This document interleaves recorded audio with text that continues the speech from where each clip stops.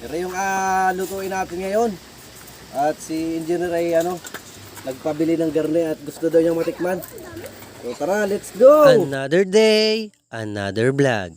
Heto na naman ang panibago nating video. Na-curious nga si Engineer John D sa ganitong isda, kaya naman nagpabili siya at eto nga ang aming iniluto. Tara! At samahan nyo na naman ako sa panibago nating video. Let's go! Alright mga katalong, welcome back sa ating channel. For today's video ay sasalubong nga pala kami ng mga nangisda galing sa laot. Na-curious nga si Engineer John D sa mga isdang nahuhuli dito sa aming lugar, kaya naman nagpabili siya ng isdang puyo. Liliit to. Wala kang malaki oh. Ay siya ba yun? Tayo lagyan na. Laki. Sabi dyan, huwag ka dyan. Gusto mo na may laging nasa video ka eh. Pare, gusto siya nasa video sa harapan lagi Panay ano? Oo, sabi si Baro yun. Napanood ko na yun sa vlog. Galing buntot ha. Yan na. Yan lang itawid pa. Sabi nga naman natin si Dali lang. Ano? Pipis-pis. Liliit tayo. Ilang buo yun? Ano? Wala na. Puro na. Ay. Kulang pa. Mahina ng bade.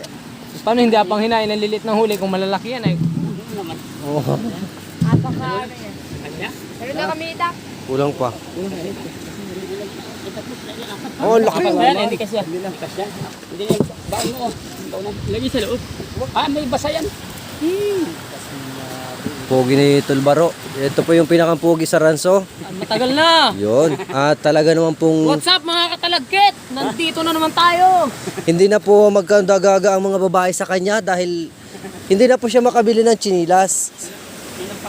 What's Oo, up mga katalagkit? Welcome back!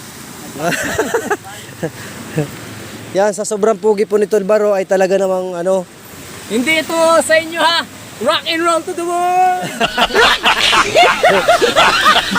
Matapos ngang buhatin ng mga isda ay pumunta na nga kami sa bahay ni Paring Ino upang doon nga ay mamili kami ng mga isdang aming bibilhin. sambuo. Kuhanin halos isang kilot kalahati.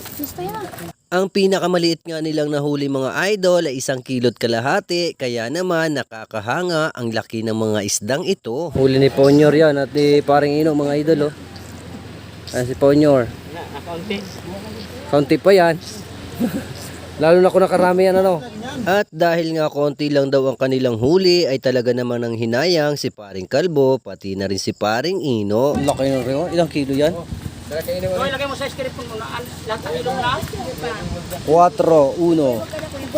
Malaki din pa rin sana yun. 4-1 ay. Akala nga nila ay napakaliliit ng kanilang mga huling puyo, kaya naman sobrang nangihinayang si Paring Kalbo at si Paring Ino. At nagulat nga din sila nang makita nilang may 4-1 pala silang huling 1 piraso. After nga nito mga idol ay kumuha na nga tayo ng order ni Engineer upang tayo mamaya ay makapag food trip. Ito nga ang gusto niyang isdang matikman dito sa aming lugar. Pero yung lutuin natin ngayon.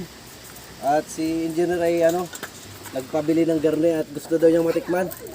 So tara, let's go! Nang makabili na nga kami ng isdang puyo ay nagdiretso na nga kami sa tower at doon nga ipinakita namin ito kay Engineer. At tuwang-tuwa nga siya dito pati na rin ang kanyang mga kasama sapagkat ngayon lang daw sila nakakita ng ganitong uri ng isda. At dahil nga sa tuwa ay hindi nga napigilan ni Engineer na hawakan at magpa-picture sa mga isdang ito. Thank you. Sarap niyan. Yan ang masarap, no? Pampret fish. Matapos nga silang makapag-duty sa tower ay nagpunta na nga kami sa bahay ni na Papa at dito nga ay inumpisahan ko na itong ihawin. Habang iniihaw nga natin ito mga idol, ang lahat ng ating mga kasama dito ay excited na matikman ang ganitong uri ng isda. Pampret fish nga pala ang tawag dito, at sa inyong lugar po ba mga idol? Anong tawag sa ganitong isda? At bukod nga sa inihaw na puyo ay nagluto din si Papa ng ginataang sihi na kanyang huli kanina. At ang 1 piraso ng puyo mga idol ay iprinito ng aking kapatid para pandagdag sa aming pangulam. At bukod pa nga dyan ay meron din kaming yusob dito na kinilaw. Napakasarap nga nito mga idol at para nga itong talaba kapag inyong natikman. Sa inyong lugar po ba mga idol? Anong tawag sa ganitong uri ng sihi? Matapos ngang maihanda ang mesa ay nag-start na nga kami sa aming pagkain. At sa punto ngang ito mga idol ay matitikman na ng aming mga bisita kung gaano kasarap ang tinatawag naming puyo. Agad nga ako ditong kumuha ng kutsara upang mabuksan na ang ating inihaw. Napakasarap nga ng lasa ng isdang ito mga idol, lalong lalo na kapag ito ay bagong hango sa ihawan. At ito po ang first bite ko. Para sa inyo. Sarap. Kain po tayo mga katalong. Ito po ang ating latest video. Salamat sa panonood. Salamat sa suporta. Ingat palagi. God bless.